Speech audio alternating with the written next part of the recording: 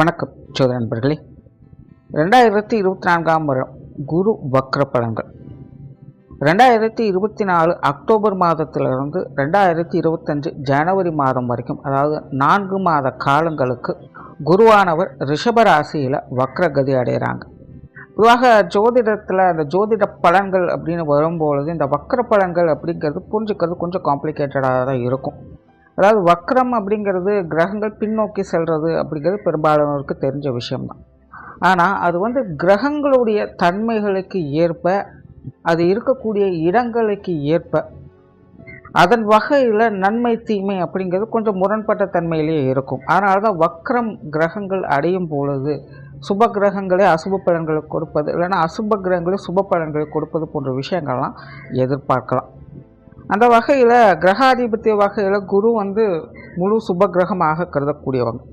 But அதே நேரம் குருவை பொறுத்த வரைக்கும் குரு இருக்கும் இடம் குரு பார்க்க தான் கோடி நன்மை அப்படிங்கிறது தான் பழமொழி. அப்போ இந்த மாதிரியான கிரகங்கள் வக்ரமடையும் போது அதனுடைய பலன்கள் அப்படிங்கிறது ரொம்பவுமே மாறுபட்ட நிலையிலும் முரண்பட்ட நிலைகளும் தான் இருக்கும். அதனால தான் இந்த வக்ர கிரகங்களுடைய பலன்களை பொதுவான வகையில் எடுக்கிறது அப்படிங்கிறது கொஞ்சம் சிக்கலான விஷயம்தான். பட் இருந்தாலுமே இந்த வக்ர கிரகங்கள் என்பது சுய ஜாதகத்திலேயே வக்ரம் பெற்றிருந்தது அப்படின்னா, கோச்சார ரீதியாக அது வக்ரம் அடையும் பொழுது அதனுடைய முழு பலன் அப்படிங்கிறது கிடைக்க பெற்று வருது.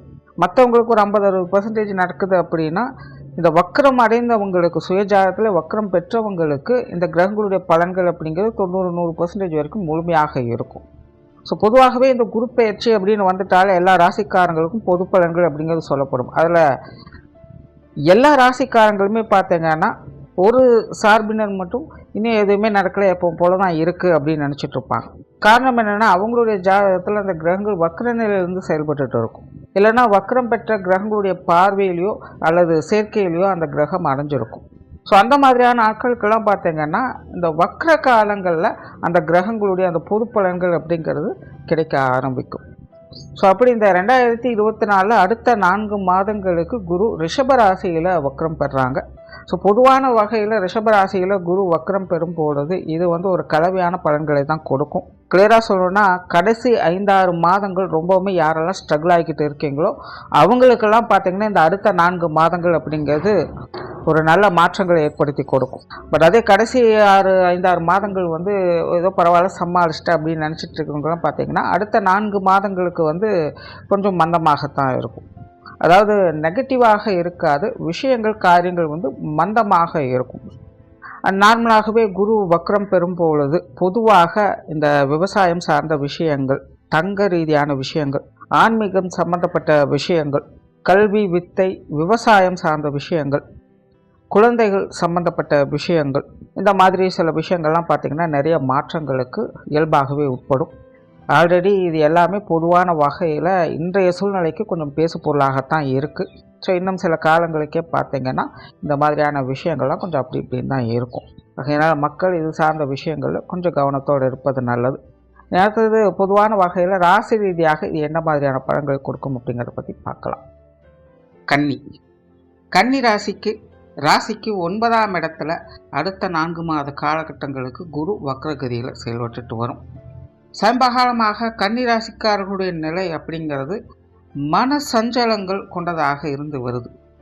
எல்லாமே ஓகே தான், சின்ன சின்ன பிரச்சனைகள் சங்கடங்கள் அப்படிங்கிறது இருக்கத்தான் செய்யுது. பட் அது எல்லாத்தையுமே சுலபமாக சமாளிச்சுட்டு தான் இருக்கும். பட் இருந்தாலுமே மனதளவில் ஒரு ஃபுல் சாட்டிஸ்ஃபைடாக இருக்க முடியல அப்படிங்கிற மாதிரியான ஒரு குழப்பமான நிலைகளை தான் இந்த கன்னி ராசிக்காரங்க சமீபகாலமாக இருந்து வராங்க.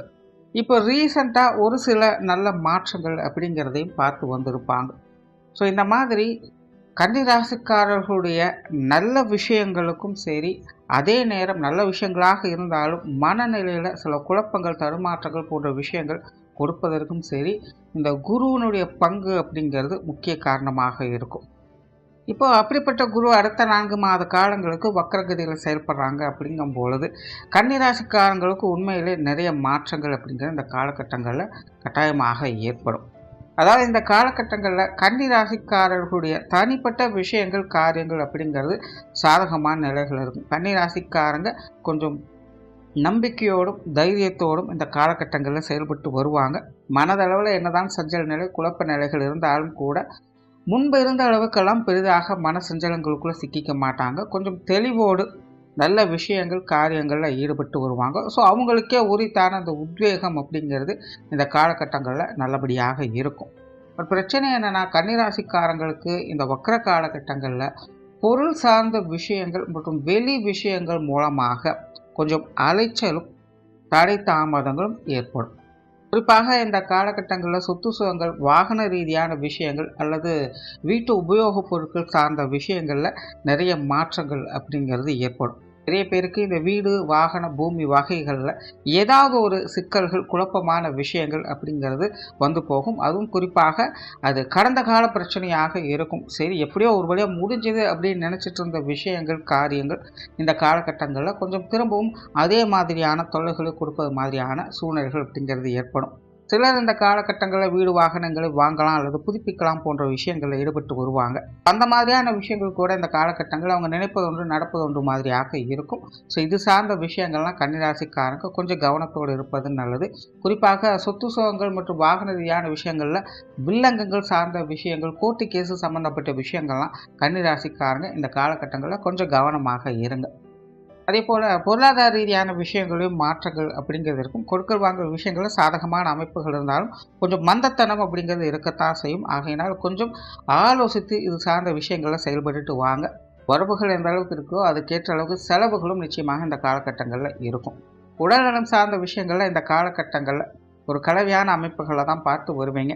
சடனாக உடல்நிலை சார்ந்த விஷயங்களை சின்ன சின்ன தொந்தரவுகள் அப்படிங்கிறது வந்து போகும். அந்த மாதிரியான விஷயங்கள்லாம் கொஞ்சம் கவனத்தோடு இருப்பது நல்லது. ஏற்கனவே ட்ரீட்மெண்ட்டில் இருக்கக்கூடியவங்கெல்லாம் இந்த காலகட்டங்களில் ருட்டீனாக செய்யக்கூடிய விஷயங்களை தவறாமல் செஞ்சுட்டு வாங்க. ஏன்னா சின்ன சின்ன விஷயங்கள் கூட பிற்காலத்தில் பெரிய பிரச்சனைகளாக மாறுவதற்கு வாய்ப்புகள் இருக்குது. ஸோ இந்த உடல்நல விஷயங்களில் சின்ன சின்ன தொந்தரவுகளை கொஞ்சம் அலட்சியப்படுத்தாமல் இருப்பது நல்லது. அதேபோல் பொது விஷயங்கள் மற்றும் பொது காரியங்கள் வகையிலும் சாதகமான அமைப்புகள் இருந்தாலும் கூட ஒரு சில தடை தாமதங்களும் தேவையில்லாத மன சங்கடங்களும் அவ்வப்போது வந்து போயிட்டு தான் இருக்கும். ஆரம்பம்லாம் நல்லா தாப்பா இருக்குது, ஆனால் ஃபினிஷிங் சரியில்லை அப்படிங்கிற மாதிரி சில விஷயங்களை அவங்க பார்க்க வேண்டியதாக இருக்கும். ஆகையினால் வெளி விஷயங்கள் காரியங்கள் ஈடுபடும் பொழுது மற்ற மனிதர்களோடு சேர்ந்து செயல்படும் பொழுதெல்லாம் ஒன்றுக்கு 2 முறை யோசித்து அதில் செயல்பட்டுட்டு வாங்க. திருமண விஷயங்கள் மற்றும் புத்திரபாக்கிய அமைப்புகள் அப்படிங்கிற இந்த காலகட்டங்களில் கொஞ்சம் காலதாமதமாகத்தான் இருக்கும். இந்த மாதிரியான விஷயங்களும் உங்களுக்கு கொஞ்சம் பொறுமை என்பது தேவைப்படும். குடும்ப விஷயங்கள் காரியங்கள் இந்த காலகட்டங்களில் சாதகமான நிலைகள் இருக்கும். அதே போல் குடும்ப விஷயங்கள் காரியங்களில் தனிப்பட்ட முறையில் ஈடுபாடுகள் அப்படிங்கிறதும் இந்த காலகட்டங்களில் அதிகமாக ஏற்படும். கன்னிராசிக்காரங்க பெரும்பாலும் இந்த காலகட்டங்களில் குடும்ப தேவைகளை பூர்த்தி செய்வதில் கொஞ்சம் மும்முரமாக செயல்பட்டு வருவீங்க. குடும்ப விஷயங்கள் காரியங்கள் வகையில் நன்மைகளை பார்த்து வருவீங்க. பட் குடும்ப உறவுகளுக்குள்ள நிறைய கலவையான மாற்றங்கள் அப்படிங்கிறது இருக்கும். பெற்றோர்களாகட்டும், உடன்பிறப்புகளாகட்டும், கணவன் மனைவி உறவுகளாகட்டும், குழந்தைகள் சம்மந்தப்பட்ட விஷயங்களாகட்டும், ஒரு சில நேரத்தில் எல்லாமே ஓகே அப்படிங்கிற நிலைகள் இருந்தாலும் கூட சடனாக பார்த்திங்கன்னா சில தேவையில்லாத மன சங்கடங்களும் பேச்சுவார்த்தைகளால் மன அழுத்தங்களையும் பார்க்க வேண்டியதாக இருக்கும். பட் என்ன இப்படியெல்லாம் ஆயிடுச்சு அப்படின்னு நினச்சிட்டு இருந்த நேரத்தில் சடனாக பார்த்திங்கன்னா அதே நல்ல விஷயங்களாக திரும்பவும் மாறும் செய்யும். ஸோ இப்படி குடும்ப உறவுகளுக்குள்ள ஏற்ற இறக்கங்கள் அப்படிங்கிறது சடனாக நடந்துக்கிட்டே இருக்கும். அதனால் கன்னிராசிக்காரங்க இந்த காலகட்டங்களில் குடும்ப உறவுகளுக்குள்ளே வரக்கூடிய சின்ன சின்ன பிரச்சனைகளை பெரிதுபடுத்தாமல் இருந்தாலே அது ஒரு சாதகமான அமைப்பாக தான் அவங்களுக்கு இருக்கும். ஆனால் உற்றார் உறவினர்கள் நண்பர்கள் வகையிலும் இதே மாதிரியான ஒரு கலவையான அமைப்புகளை தான் பார்த்து வருவீங்க. பட் இருந்தாலும் அவங்க வகையில் பெரிய அளவில் சங்கடங்கள் அப்படிங்கிறது இருக்காது. பட் இந்த வக்ர காலத்தின் இடைப்பட்ட பகுதிகளில் நண்பர்கள் உறவினர்கள் வகையில் கருத்து வேறுபாடுகள் என இந்த போட்டா போட்டிகள் போன்ற விஷயங்களை பார்க்க வேண்டியதாக இருக்கும். அந்த இடைப்பட்ட பகுதிகளில் மட்டும் கன்னிராசிக்காரங்க கொஞ்சம் கவனமாக இருங்க. மாணவர்களுக்கு கல்வி மற்றும் வித்தை சார்ந்த விஷயங்கள் இந்த காலகட்டங்களில் ஒரு கலவையான நிலைகளில் தான் இருக்குது.